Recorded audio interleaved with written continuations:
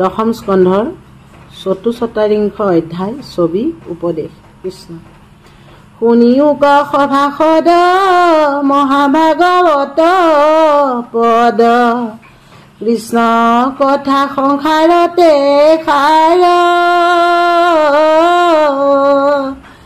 কৃষ্ণ হৃদয়ে ধৰা আপুনি সংসাৰ তৰা পুৰুষক কৰি উদ্ধাৰ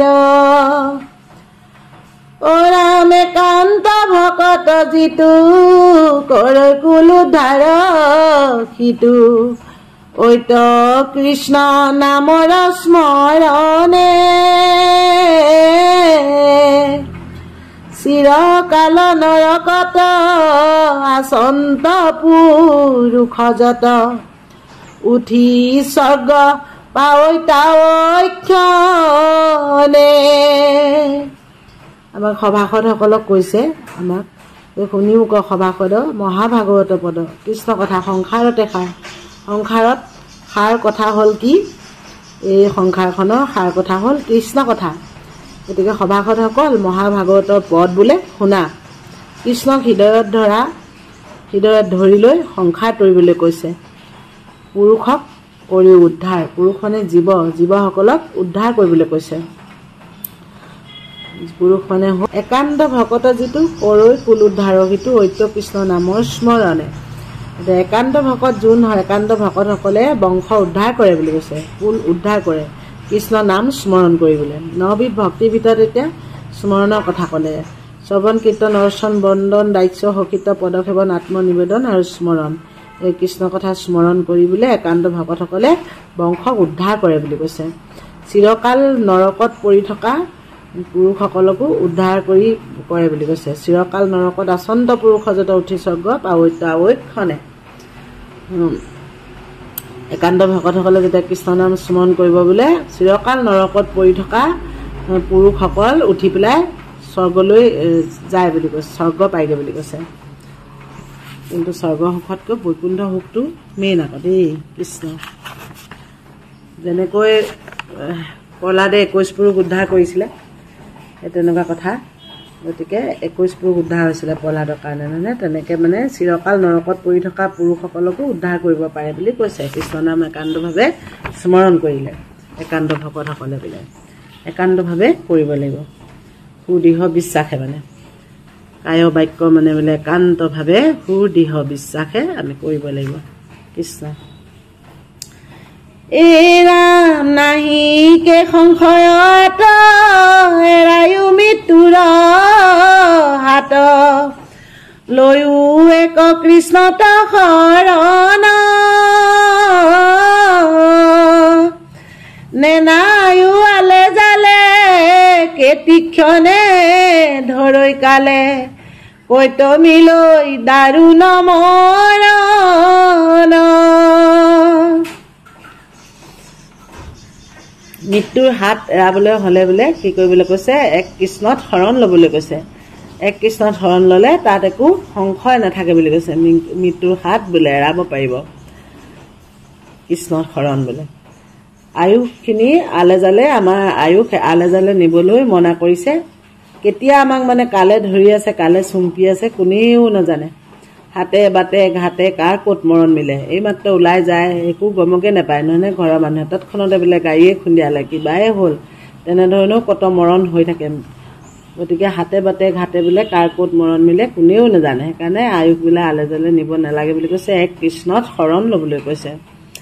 দাৰুণ মৰণ বোলে ক'ত মিলিব কোনে জানে, কোন সময়ত কালে ধৰিব, কালে চুম্পি থাকে আৰু মানে কালে চুম্পিয়ে থাকে। গতিকে কোন সময়ত ধৰিব, কেতিয়া কাৰ মৰণ মিলিব বোলে দাৰুণ মৰণে পাব কোনে জানে। সেইকাৰণে এক কৃষ্ণত বোলে শৰণ লোৱা বুলি কৈছে।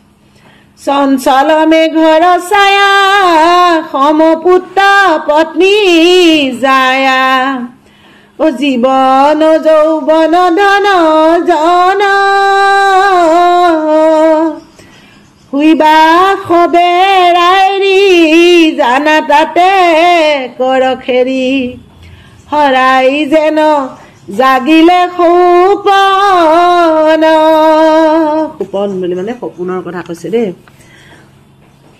চঞ্চল বোলে মেঘৰ ছায়া চঞ্চল মেঘৰ ছায়া নিচিনা বুলি কৈছে পুত্ৰ পত্নী জায়া সকলোবিলাক বোলে জীৱন যৌৱন ধন জন সকলো অসাৰ বোলে চঞ্চল মেঘৰ ছায়া নিচিনা কোন কেতিয়া এৰা এৰি হ'ব কোনেও নাজানে বোলে শুইবা হবে এৰা এৰি জানা তাতে কৰ খেৰি হৰাই যেন জাগিলে সপোন তেনেকৈ ধুনীয়া সপোন এটা যেনিবা দেখি আছে সেই সপোনটো সপোনত ক'ত পাইছেগৈ কি হৈছেগৈ ঠিকনা নাই কিন্তু সেই সপোনটো সাৰ পোৱাৰ লগে লগে থাকিবনে বাৰু হেৰাই যাব পাহৰি যাব কিছুমানৰ মনত থাকে তেনেকুৱা নিচিনা কথা মনত থাকিও লাভ নাথাকে হয়নে নহয় গতিকে চঞ্চল মেঘৰ ছায়া বোলে সমপুত্ৰ পত্নী যায় জীৱন যৌৱনৰ ধনজন শুইবা হবে এৰা এৰি জানে তাতে কৰ খেৰি হৰাই যেন জাগিলে সপোন সপোনটো যেনেকৈ সাৰ পালে হেৰাই যায় সেই তেনেকুৱা নিচিনা সকলোবিলাক কাক কোনে কেতিয়া এৰা এৰি হ'ব লাগিব কোনেও নাজানে কৃষ্ণ সেইকাৰণে সেইখিনিতে মজি নাথাকি যেনেকৈ বোকাত পদুম থাকে তেনেধৰণে থাকিব লাগে আমি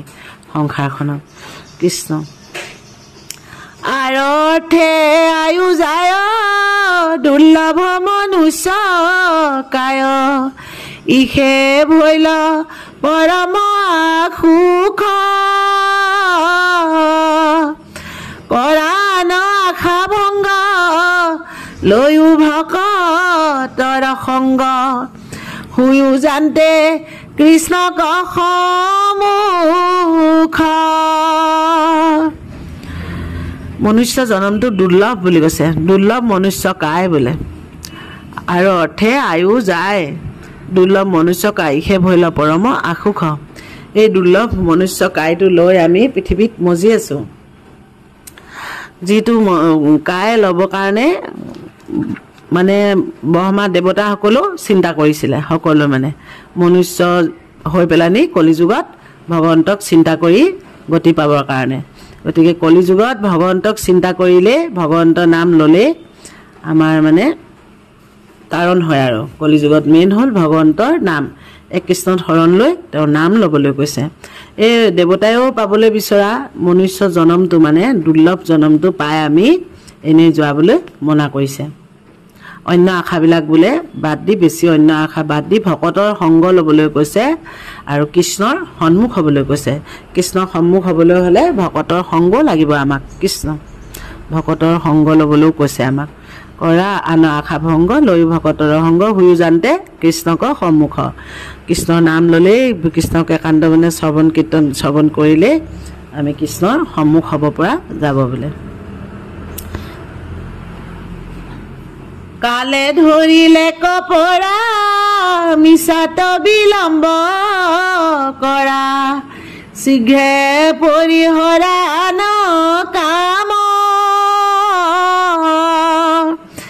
কৃষ্ণ পদ ধৰি মনে কৃষ্ণৰ কিং কৰে ভনে নিৰন্তৰে বোলা ৰাম ৰাম হৰি ৰাম ৰাম ৰাম ৰাম ৰাম কৃষ্ণ কালে ধৰিলে কপৰা মিছাত বিলম্ব কৰা শীঘ্ৰে পৰিহৰা আন কাম কৃষ্ণ পদ ধৰি মনে কৃষ্ণৰ কিং কৰে ভনে নিৰন্তৰে বোলা ৰাম ৰাম অন্ত নোহোৱাকৈ ভগৱন্তৰ নাম ল'বলৈ কৈছে একেৰাহে হৃদয়ত আমাৰ ভগৱন্ত